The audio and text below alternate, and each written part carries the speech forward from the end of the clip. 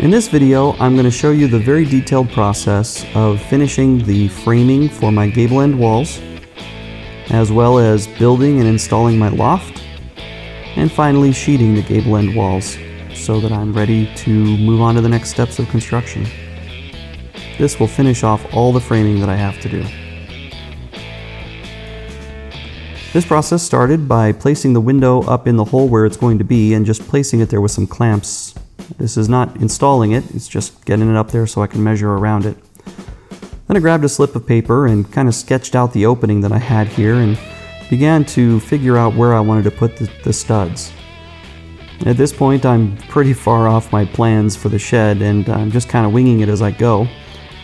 And my main goal here was to make sure that I didn't have more than about a 16-inch span between any two studs.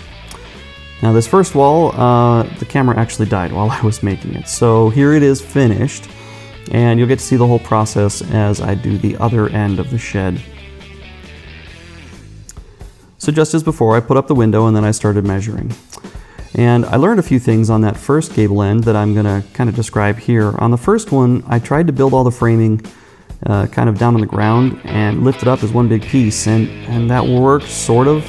But I wound up having to adjust things a fair bit because my measurements either weren't quite right, or my cuts weren't quite right, or my angles in particular weren't exactly correct. And so I decided on this end it would be easier to actually build it one piece at a time in place.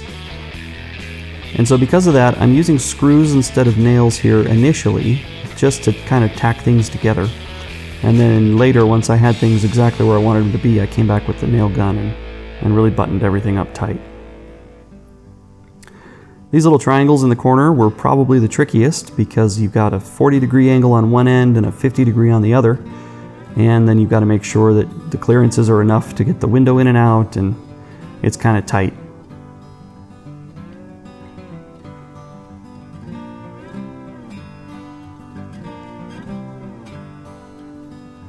Alright, with the window completely framed out, now it was time to move up to the area above it.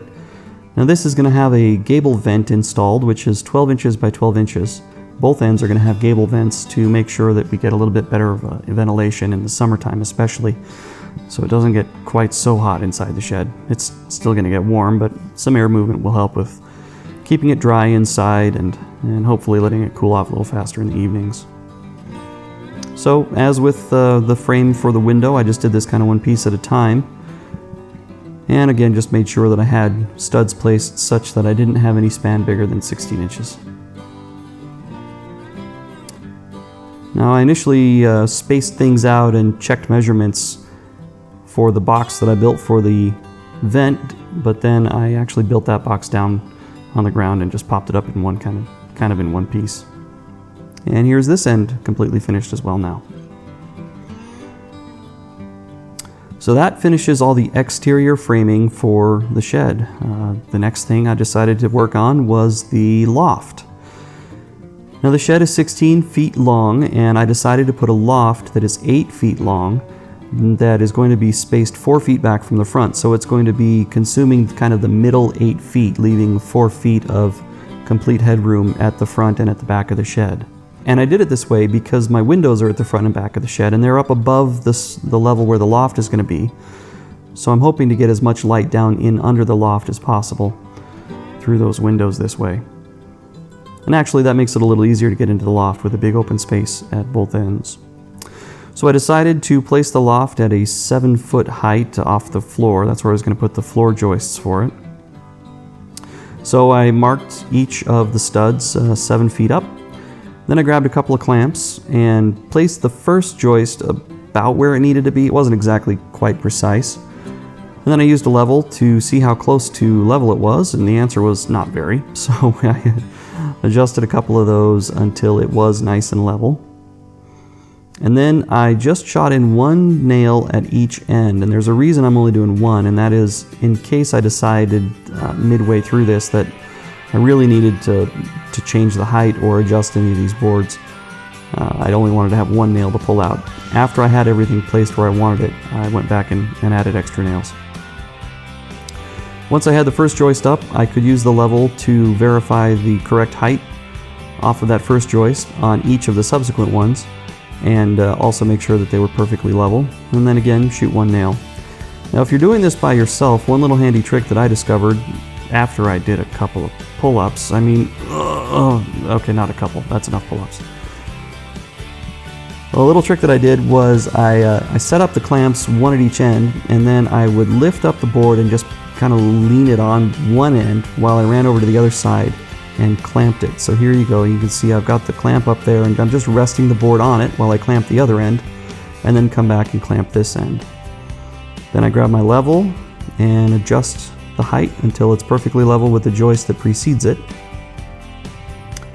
And then also make sure that it's level in the center, and then put in one nail in each end.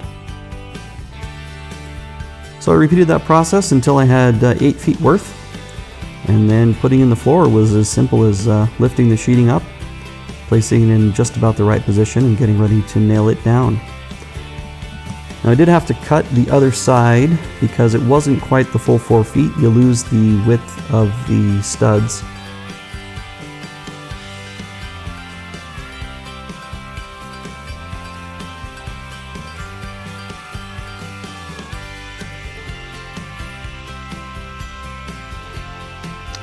And for nailing this down, just got up there with the nail gun, and since I set the floor joist at 16 inches, it was easy to just use the tape measure and nail on the 16-inch marks.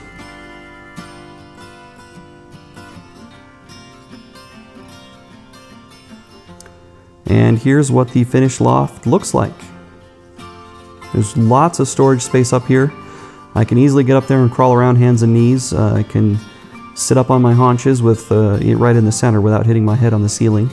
So there's plenty of room up there to store extra lumber or holiday decorations or whatever we want to get out of our garage mostly. Alright, so with the loft completely finished, the next step was to finish the sheeting on the gable ends. I'd been putting this off because it was going to require a bunch of funny cuts with triangles and odd little shapes to fit places. But I started with the long skinny sides. I just cut them to the correct width and nailed them in. There's not much that's really tricky or difficult with any of this process. For the piece that goes in under the window, I didn't measure it real carefully for height, just got the width exactly right, nailed it in where it went, and then removed the last of the inner bracing that I had from the original construction.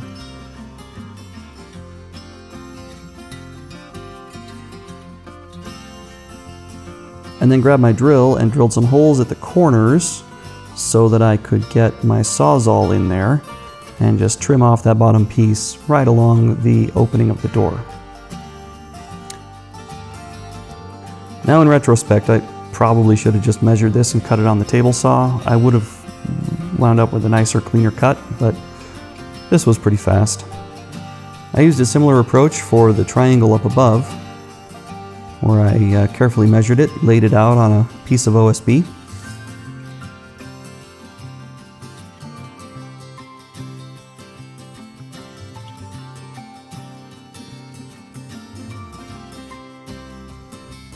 Then I cut out the rough size, nailed it in up above, and then later came back with the Sawzall to cut out the hole for the vent. Now the hole for the vent I needed to make sure was going to fit in between the studs that I'd already put in the wall. And I also wanted to make sure it was going to be level, so I was pretty careful with these measurements and with marking the hole opening. And before I cut anything, I went ahead and grabbed the vent and kind of sighted along my marks to make sure it was going to fit correctly. And it looks good. And poof, there's the hole. After I had the hole cut out, then installing the vents was as easy as placing them approximately where I thought it belonged, putting in one screw in the upper portion of the vent, and then grabbing my level to place along the top edge of the vent so that I could rotate the bottom of the vent around that screw that I put in as kind of a pivot to make sure that the vent was perfectly level. And then just finishing off the rest of the perimeter with screws. And that's all we're going to cover in this video. The shed is looking really great. I'm really happy with how the loft turned out in particular. I'm ecstatic about all the storage space I'm going to wind up having there, and I can't wait until it's finished. So if you enjoyed this video, then I'd sure appreciate a thumbs up, and if you'd like to check out the next in the series, go ahead and hit that subscribe button so you don't miss any of them. And as always, thanks for watching.